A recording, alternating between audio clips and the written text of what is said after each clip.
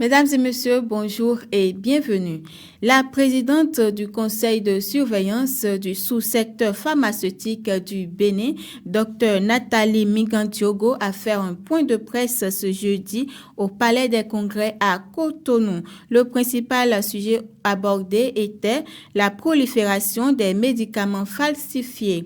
Elle a décrié l'ampleur de la menace que représentent ces médicaments pour la santé. Les faux médicaments sont responsables d'aggravation des maladies parfois fatales car ils ne contiennent aucun principe actif ou des doses insuffisantes pour soigner les patients. Les faux médicaments contiennent également des substances isotopiques qui peuvent provoquer des maladies graves et chroniques comme les insuffisances rénales ou hépatiques qui peuvent bien sûr être fatales, a-t-elle souligné. Le Conseil, en étroite collaboration avec entre autres la police, la douane, la justice et l'agence du médicament, multiplie des actions sur le terrain. Il s'agit des opérations de saisie et des arrestations liées à la commercialisation des faux médicaments, ce qui a permis de réduire progressivement la circulation des produits falsifiés sur le territoire.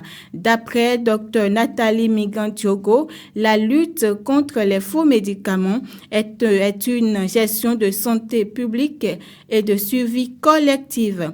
Selon elle, il est essentiel que la population s'approvisionne exclusivement auprès des pharmacies ou des structures formellement autorisées, seules garantes de produits sûrs et de qualité. Pour rappel, le conseil de surveillance du sous-secteur pharmaceutique a été créé en 2022. Le lycée technique agricole KDK de Parakou a accueilli ce jeudi 25 septembre 2025 une délégation de la GIZ Bénin, structure de mise en œuvre du projet Profof. Le Profof est la promotion de la formation professionnelle au Bénin, financée par la coopération allemande et l'Union européenne, conduite par le docteur Tréance Koumansou, responsable de composantes. La mission avait pour objectif de s'enquérir du déroulement de la formation des professionnels des jeunes et des femmes vulnérables dans le nord du Bénin. Il faut préciser que cette formation professionnelle, commencée en septembre 2025, prendra fin en septembre 2026. Le ministre Jean-Michel Abimbola du Tourisme, de la Culture et des Arts a tenu une rencontre ce mercredi avec les unités spéciales de la police républicaine. Il s'agit d'une rencontre de présentation et d'échange avec les membres de l'unité spéciale de protection des biens culturels et ceux de l'unité spéciale pour le tourisme. Elle a permis de préciser leur mission et de renforcer les bases d'une meilleure sécurisation des biens culturels et des activités touristiques. Une autre information, la phase expérimentale de la lettre de voiture électronique internationale a été officiellement lancée ce mercredi par le ministère du Cadre de vie et des Transports en charge du développement durable et l'ANAT.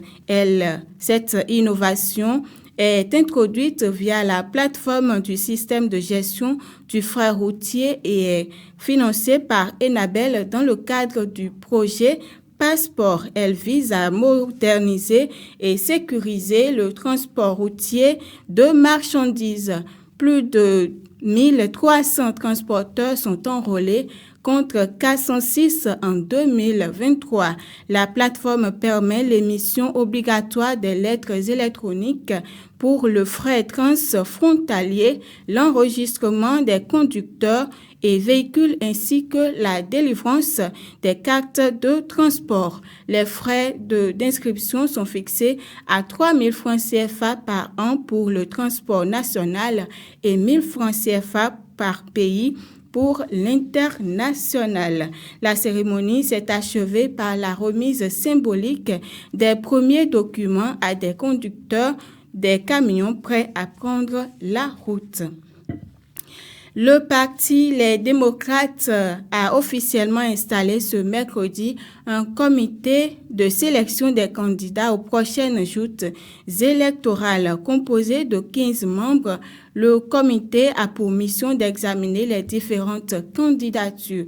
Il doit aussi proposer les meilleurs profils pour les élections législatives communales ainsi que pour le duo candidat à la présidentielle de 2026. À l'occasion, Thomas Boniyahi, président du dit parti, a exhorté les membres du comité à mettre au premier plan l'intérêt supérieur de la nation et à dégager pour chaque niveau d'élection des candidats capables d'obtenir l'adhésion populaire. Cette étape interne intervient à quelques semaines de la date limite fixée par la Commission électorale nationale autonome Sénat. Le dépôt des dossiers pour la présidentielle est prévu du 10 au 14 octobre 2025.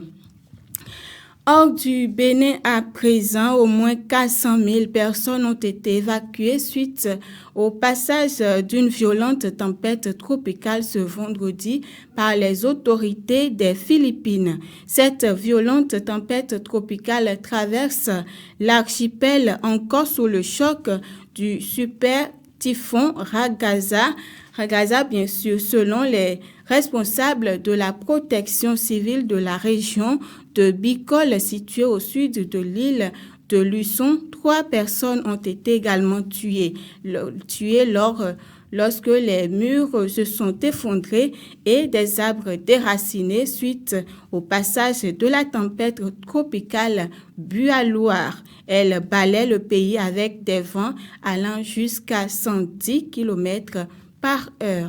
Et c'est tout pour ce point de l'actualité, mesdames et messieurs. Merci pour votre attention renouvelée.